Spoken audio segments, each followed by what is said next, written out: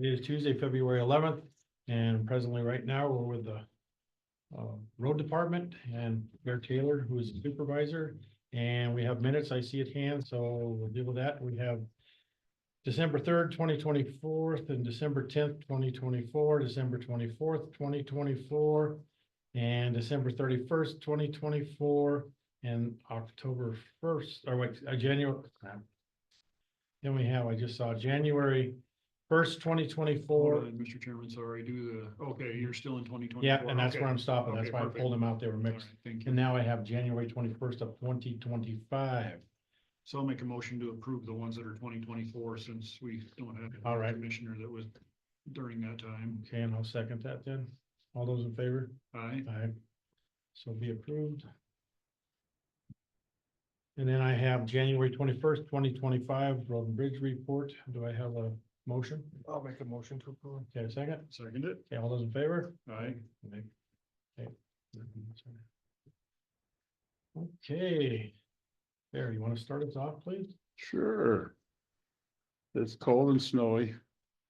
Winter finally showed up. I think Always Mother seems Nature's, This time of year too. I think Mother Nature's trying to catch up for what she missed in December. Cause it's been fun. We had Quaintance Lane and Dunn Lane had about 18 inches on Friday alone. Then you throw the wind in. It was fun. So no shortage of snow, no shortage of winter fun. Couple of issues that arose over the weekend. I think Corey's already working on this one, but Elk Park Fire Hall, we've talked numerous times about this already. Got another email yesterday morning, wanted to meet with our plow driver and show him how he needs to be plowed that out, or wanted permission to operate our grader to do it himself. Not gonna happen. Buck happened to be down in the area yesterday plowing, I can't remember which road, but Mike got a hold of him and started telling him this and this and this, and he had to leave, told Mike he had to leave, but he told him to get a hold of us because what he was telling us, him, was opposite of what he said in his email. And but at a minimum, it takes at least, I talked to Buck about it the other day, and it takes at least an hour to hour and a half just to drive down there and push a couple open passes and turn around and come out, let alone taking time to do all this cleanup work that they want. And in a storm, it's not feasible for us. He had mentioned something about one pass in, one pass out not being enough. Well, he didn't go in there to plow. Last week we had a truck go off the edge of the road down there. We went in there and got the grader, and he plowed a pass in and out when we were done, just parking the grader. So just some unrealistic expectations. He was complaining about our equipment being plugged in there. Our grader's not been plugged in there for over a year, but their personal vehicles are plugged in there. He did tell Buck that it was a county-owned building and that it was our responsibility to pay for everything and do everything there. Which if it is, if that turns to be true, then we should ask them about plugging personal vehicles in on a county dime, but. That's at their fire hall, or Yeah. is it two separate buildings? No, it's at the fire hall. So we have another location to park our grader down there. That's not an issue. If they want anything done short more than what we've been able to do, then they need to be able to do it themselves or hire a contractor. We have so much other work that we need to do when we're plowing, that taking 2 hours out of our schedule to go to a fire hall is just not feasible. So. Are you guys okay with that? I mean, I can get hold of Mike as long as you guys, because I'm sure we'll probably have Elk Parks and the whole fire department sitting here at some point saying, why are you taking away from our services? We've never paid the power bill for that building that I'm aware of. No, I don't think it's Really, the only trade that we have was we used to leave your grader sitting there, and Ginger would use the facility for elections. Once or twice a year, if that, so. I would say, why don't you call Mike and see what the scoop is, and just. I guess if we have to have a meeting about it, we could do that, but if you can come up with a solution that doesn't involve Bear spending 4 hours there. Right. Yeah, I mean, we could tell them our budget's shrinking, and, we don't have the resources to do what we used to do these days, and, during a big event like that. Just the 2 hours it takes us to go service you is time that we're missing other roads.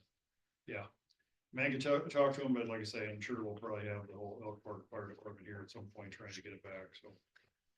But from a financial standpoint, if we estimate 2 hours per time,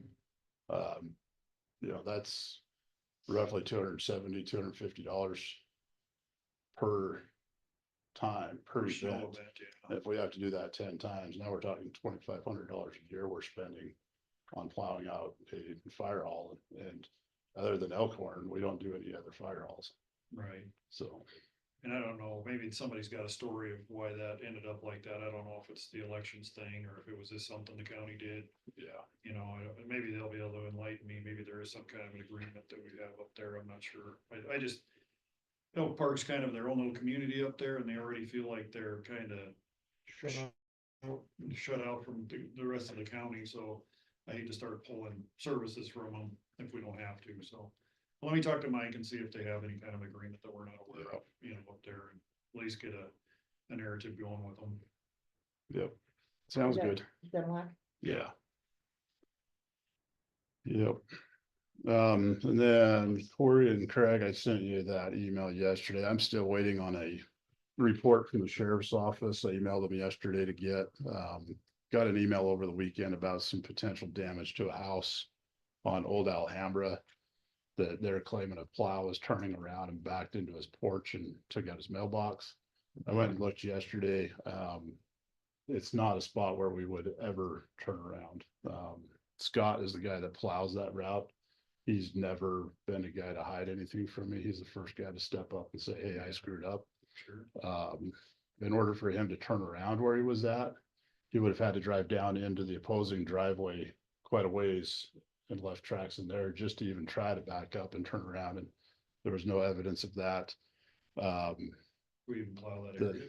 We plow the road, but we go all the way down that road. And this is right as you get into the narrows of, I guess we would want to call the little town they got there, but it's not an area where we would have ever turned around. When I talked to Deputy Everett yesterday, he said that he was under the impression from the report, they thought it was a state plow. And I was like, well, the state doesn't go down that road. I says, and there's no way a state plow would have been able to turn around there. It's way too tight. This is, but their only reason for believing it was a plow, because nobody witnessed anything, was that there was a set of tire tracks backing towards it. And the gap between the end of the tire tracks and where the mailbox was a certain amount of distance. And they said, well, that might be a sander. And so that's their only reason for thinking it was a plow. Could have been a private plow because there's private plows that run in and out of there. Tow trucks have a lot of overhang, pickups, moving trucks. There's a lot of other explanations, but I'm waiting for that police report to see if there's any more information. And How we'll- far down that road do you plow there? we go to the, The state section there. yeah, the state section, Right where the where that difference is gate's there. at, yeah. Gruber's house, is that Gruber's there? Yeah, that's the name. Virginia Road or something? Yeah, so, and we do Virginia City, Old Virginia City Trail and Ties Review up there as well. But it wouldn't be likely that we'd have turned around right in the middle of our. There's no reason to turn around where this is at. No, and Scott's been plowing that route for 4 or 5 years. He knows there's a better turnaround a quarter mile down the road. So it's not somewhere he would ever turn around at all. And it doesn't make sense. I'm not gonna say it doesn't happen or couldn't have happened, but it's very unlikely. And when we talked, or Dylan talked to him about it yesterday, he said, no, he'd never turned around there. It was on Thursday that this supposedly happened, and Man, with all the cameras out there, you'd think somebody would cut. yeah. But When did you get notified of it? it was late Friday evening. Friday? And why would he turn around there if he never has before? There's Yeah, no no reason. reason. I mean, There's if no you're plowing reason. right by there, why would you turn around right there? Unless there was some sort of mechanical issue with the truck and he had to get turned around quick, but we would have known that. Yeah, you would know that. Um, Something's going. So I'm not saying that they're, making stories or anything. I just think that was an easy answer as to who did it, but it's hard to say who could have been backing around or turning around, and I just don't think there's any evidence that it was us, so. But we'll look into it. We're gonna do our due diligence on it and make sure. And then we'll get with the gentleman. I just let him know that we're looking into it, so he's not wondering if we're ignoring him or not, but. Did they get a picture of the tire tracks? Supposedly it's part of the police report. Oh. If I don't get one here soon, I'll reach back out and refresh that I need that ASAP. I But think it'd be fairly easy to see if it was dualies or Yeah, type of tread and all that, I mean, yeah. yeah, and we've got pretty distinct tires on that truck, so it'd be easy to know. As long as they're good enough pictures. Let's see, we were also made aware that this is a yearly event, that the culvert on Hills Brothers at the bottom of the hill freezes over and water starts running over the road. This happens on a lot of our roads. We usually just sand them and make sure that the ice is not slick, and then when it thaws enough, we go and break it up with a grader and break it off the road, and then when it thaws a little more, we get the steamer truck out and try to thaw the culvert. Right now, with all the snow we've been dealing with and the cold weather, there's not much more we can do with it. There's some issues there with some ditches across, or there's not much for ditches. There's not culverts across certain driveways. So it's just kind of a bad spot in general for drainage. Is that down in the bottom? Yeah, As you right as come you off drop the off the Jackson Trail? yep.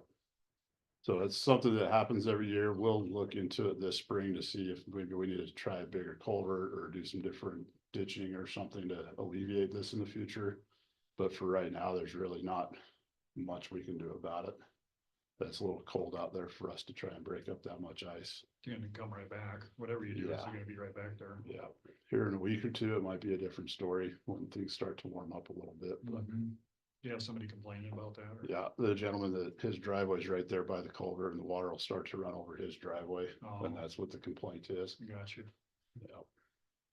But it also, Does it seem to be a safety issue, or is it just a not right now. inconvenience to have to drive over the ice, or? No, it's more of an inconvenience. So if we know about them, we sand them, and we get a lot worse than this on Basin Creek and Lowlands and some of our more rural roads where you're getting a foot of ice that we try to make sure they're sanded and break them up whenever we can, but Mother Nature wins every battle we try to fight. But we're definitely doing our due diligence on them. One last little thing that came up, and I was on the phone for quite a few hours on this off and on Saturday, was out here on Muskrat Lane, the old Showquist place where the old A-frame house there, the gentleman that is living there now in the red brick house, I guess, pounded a bunch of snow poles and stakes along the edge of the road. I mean, right on the edge of the asphalt.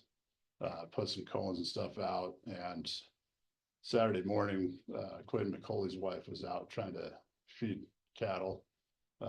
He was standing like right on the edge of the road and wasn't allowing for her to turn in with the tractor or nothing, and started getting aggressive towards her. His claim is that he owns to the edge of the road. He believes that it's not county right away, that it's his property. Is it actually the Showquist property? Yeah. And I believe it's Mr. Showquist's son-in-law or something. I can't remember the exact relation, but Oh, okay. I think it's his daughter and her husband that are living in the house. So the sheriff's ended up getting called. Quinn called me and I told him, no, it's county right away between the fences. It should be a 60-foot, but it's a little narrow between the fences there. And so the sheriff's went out and made him move the cones and stuff and told him that he had to let them turn in there. And then he was threatening civil suits. He was like, it's not your property. So we're gonna get some maps and letters and stuff together. I'll get with Steve and send him some information so he's more educated on whose right of way that is.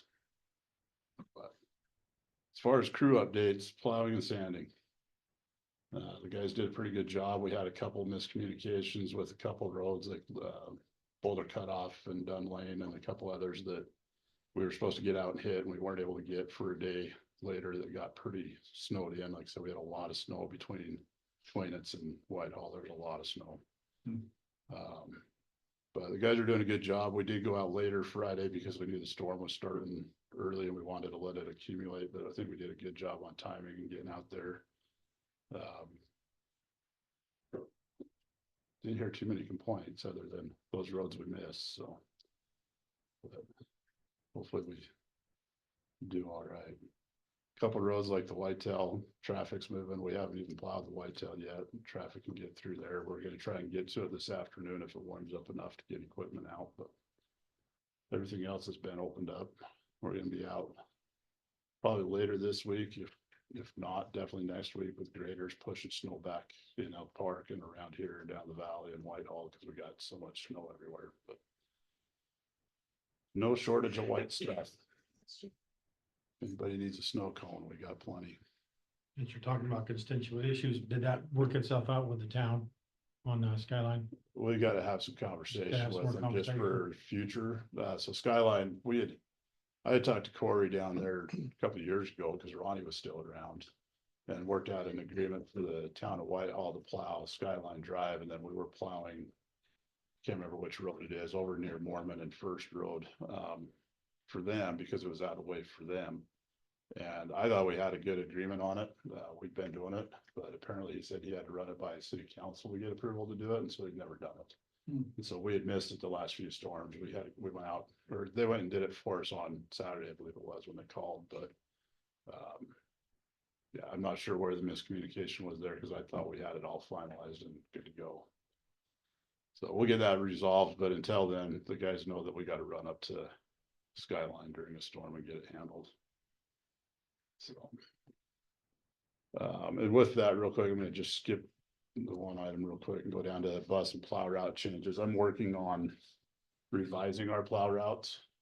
Down there, because I don't think we're doing a very good job of staying ahead of buses, especially in these extreme storms. I went down and plowed Monday and Tuesday because Easton was out sick. And I was following the bus route on certain roads because we just couldn't get ahead of them, especially with the drifts. And so we're gonna look at revising our routes down there to be more efficient with our time and make sure we're hitting as much as we can in a day. On that note, Donna Gilmer called me about Willow Springs, and I told her, I don't know if Willow Springs is even on the bus route anymore, but she says they plow right by Willow Springs every time we get snow, and then either somebody calls or they come back all the way up to Willow Springs to plow it out later. I'm not sure. Yeah, because Willow Springs isn't a bus route, it's just up to Maryland's driveway and mailbox. And Maryland and Justin and Megan, they all know that we're not gonna get to it right away. If they can, or if they need to, they'll go out their tractor. But It's not a bus route anymore. no, it hasn't been a bus route for a very long time. But in order for us to stay ahead of the bus on that lower valley route, he's gotta leave the shop right at 6 o'clock. Goes down Muskrat, and then all the way down Lower Valley past Rudd's and on Aquinas down to 69. And turns around, and usually by the time he's turning around, the buses get ready to pull in behind him. Oh, And then he comes all the way back up and then comes around Upper Valley over to Salone's and then turns around and starts his cleanup stuff. do we normally do Willow Springs at some point? Yeah, we usually try to get back down there that afternoon if we have time. If not, it's the next day. Okay, Dunn Lane's the same way. They know. I think we've only plowed Dunn Lane one time this year because they call me when it's getting bad enough. right. They'll go out their tractor and open it up, but it's just a couple of roads that are so far out of the way that we don't have any way to get ahead of the buses, or we could run down 69 and get down there faster and come back up the valley, but then we gotta drive all the way back and then deadhead back this way. And that's just 2 deadhead trips. That Right. doesn't make sense. So, it's something that, if we have time, they get out there and do it. If we know the bus isn't gonna be down there, if there's a late start, we do it while we're down there, but it just unfortunately, we just redid the Boulder area routes 2 years ago because they had changed their bus routes, and we don't have any other way unless we had a third truck to get some of this stuff open that, without a running back down just to do that road. Or start earlier, I don't know. Yeah. If we were started earlier, but I guess the darker it is, the harder it is. Yeah, then colder and harder on the trucks. And, it's never been an issue before.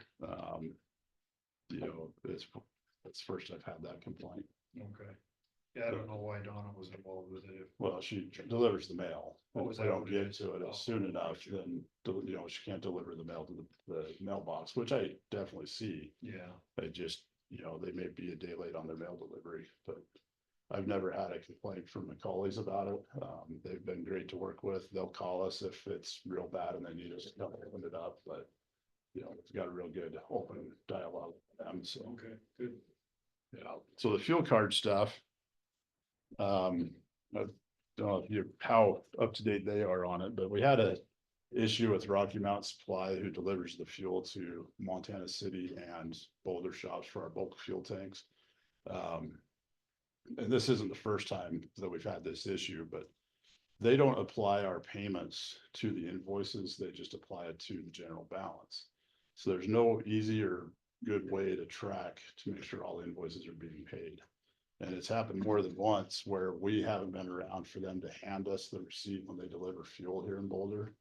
They stick it in a little envelope thing and stick it on the door of the shop, and we get wins and we never see the receipt, and then nobody ever knows that we missed it. Gotcha. So then we end up getting way behind on payments. And, it gets to where Then they quit won't delivering. deliver fuel, and then Yeah. we don't know until it's too late, and now we're out of fuel. And Yeah, so we're trying to work through that. This is every statement we've got back to January of 2019.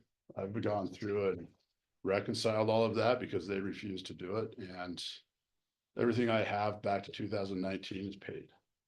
And so it shows we still have about a $5,000 negative balance, which tells me it's from prior to that date. And they can't provide any form of information that says, this is why you owe this money. So that's something we're gonna have to argue with them about, and Ginger's helping us with that. But I know the conversation of fuel cards has come up, and I've talked to some of the guys about it. I know the state uses them. And it works fine. The way the state does it is they have one fuel card assigned to every truck and machine, and it stays in that, and it doesn't leave. And that way you can track fuel usage or purchases for that piece of equipment. right.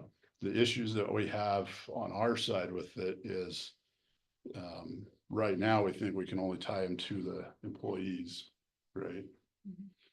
So I have concerns with guys losing cards or breaking their cards or forgetting their cards, and they go to get fuel on an empty truck, and now we gotta drive out there and meet them because they don't have a fuel card.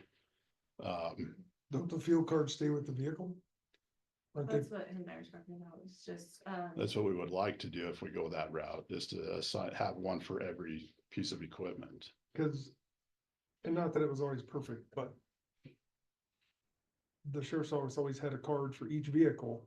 Nobody personally had a card, and then all you had was a PIN number Yeah, that identified you as the one that used that card. You can use any card, just with your PIN number, it Right. identifies what you used it for and who it and was. that's the way the state was as well. and that's another thing is, so the sheriff uses WEX. Yeah. For their fuel cards, the other ones are Comdata. Which one's better, the Comdata one is ACH payment, and so, it's easier to pay them. But more quickly in the event that the limit gets reached, which is unlikely, but, if we're. Not with fuel. But if we're, having solid waste and road and, everybody with their fuel card, it's, possible that we set the limit up right now and then, in a couple months, fuel prices go up or whatever, and, or there's a big event, like big snow event, and the road department's busy, using fuel all over the place. It's easier to do an ACH payment to them, while we get the limit up and all To that, with, Comdata. with Comdata. There's been it's rare, but there's been a few times with WEX where we kind of have that issue. Of them, shutting the card off, because the limit's over, or the payment's behind, but it has to go through the claims process. And the Comdata one goes, through the credit card process, just like the credit card, but it's another option. WEX is another option too. I just need to talk with, I'm not sure who's dealing with WEX in the sheriff's office now. Talk with them and talk with Comdata to see what the options are, but I think those things can be worked out. Yeah, the only other concerns I have with fuel cards is it's not a big deal here in Boulder or Whitehall. And I don't know if I guess we would change Whitehall. Right now in Whitehall, we use McLeod Mercantile. They have their own pump down there off the highway. And in Boulder, it's not a big deal because we've got the town pump right here. But in Montana City, the only option is Montana City Store, or we go over to Maverick. I don't know if it's changed, but I know for the last while, Montana City Store's been 10 to 25 cents more a gallon than anybody else. And I know buying bulk fuel, we get it at a cheaper rate than going to the pumps.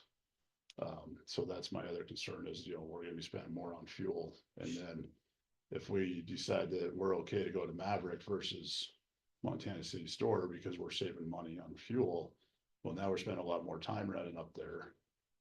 And then if a guy's gotta run south, he's gotta go north to run south, and it just kind of throws a lot of stuff out of whack.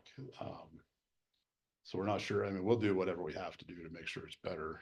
And plus, a big truck and stuff might be difficult to get into Yeah, Montana City. it's not really set with up the for other big people that trucks are where just Maverick not set up has, for it. well, and graders and loaders and, that's the other headache with this is, if a loader needs fuel, graders need fuel, all of our other equipment needs fuel, then we gotta run those to the stations to get fuel.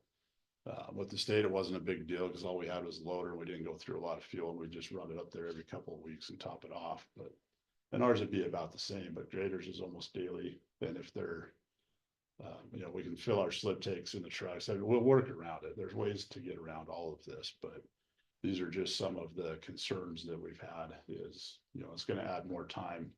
It's gonna add different logistics. If we can get this figured out and we can stay on top of it, I don't think it's gonna be a problem, but the way they do their billing, it just makes it hard for us to know if we missed an invoice because it's a year or two later that we go through, then they finally say, hey, you're behind. It's like, well, we didn't know that receipt never came to us, so. Can you go with the other supplier? I mean, the one from Whitehall, does he come up here? I don't know if McLeod does come up here. We can talk to them. I've looked, there are some national companies that say they do fuel delivery here, but I haven't reached out to them yet. I don't know if they'd be any better or not, but they're all getting their fuel out of the same spot in Helena. We just need a truck to get it to us. So, Yeah, there's probably other suppliers. I mean, if these guys are giving us a headache, there's no use sticking with them if we can get a yeah, and I've replacement supplier. thrown that out to them and it didn't help motivate them to help us any. So, They're kind of impossible to deal with, and they said they're gonna start doing finance charges Yeah. on it too, which. that was a concern I have, and I talked to Wason about that is at the end of the month, if there's not a zero balance, then you get a service fee on it. Well, if we get a delivery at the last week of a month, there's gonna be a balance. There's no way for us to pay it by the end of the month, and now we're gonna be charged for that. And he understands that. We talked about it. He said he's working on a solution for that. But unless they change the way they do their billing, I don't know how they're gonna fix all these problems. So Doesn't sound like we're big enough for them to worry about anyways. $100,000 a year in fuel, you think we would be, but You would think so. they might notice it when we quit buying fuel there. So, but it's no decisions yet. We're looking into a lot of the logistics, and I'm gonna go back through this again, and we'll approach them about what they want to do and how they want to fix it, because if they can't tell me why we owe them money, I don't know that we should pay them for it. My own opinion. It shouldn't be that tough. We pay by invoice, right? We pay Just by show us invoice. all the invoices that you've invoiced us for the last 10 years. Well, they can't. This, like I said, this is back to 2019. That's as far as they go back. And they're saying it's Yeah. before that. And it's gotta be before that because I've got everything reconciled up to this date, up until the invoice I got today. Well, if they can't prove to us that we have a bill, then I don't know how Yeah. we can. And like I said, Let's do it. their stance is that they don't pay by invoice. When we send them a check, it doesn't go to the invoice that we reference. It goes to the balance. So if there's an invoice lost in the wind, nobody knows about it, never gets paid, and then we get to where they're not delivering fuel and I have to go back. This is the second or third time I've had to do this with them. I have to go back and reconcile. They have a history of posting the wrong account. too. Yep. I found one or two where we had showed a payment on a claim and it wasn't on here, and they went back and they posted the wrong account. There were, I think I found 3 invoices in the last 5 years that had not been paid, and the only thing we can attribute those to is the invoice just disappeared. We never saw it, so.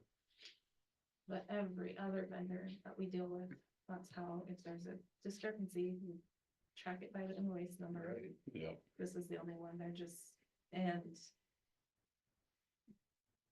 Yeah, Just- that sounds like a big problem. obnoxious to deal with. yeah. If they can't supply us with the invoice that we haven't paid, I don't know how to pay it.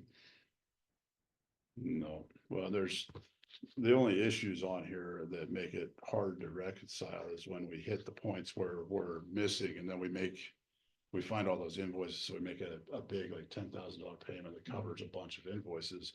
those are the only ones that are a little difficult to reconcile, but if you just take the day, if you went and added up all the fuel we bought in the last 5 years and then all the payments, we've paid more than we've bought. We've paid down balances prior to these statements. And they can't tell us why we owe them money.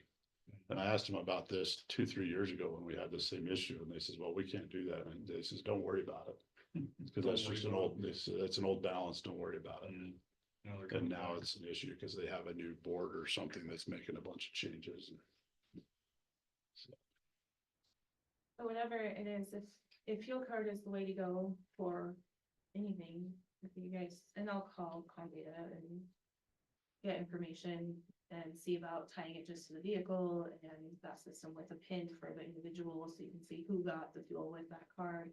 And then, and talk to Wex too and get that information, but whatever it is, if it's fuel cards the route or fuel cards for the south end and not for the north end, whatever it is, whatever works best, just send me a memo saying order fuel cards for these guys, and I can do that. I did order a fuel card for solid waste.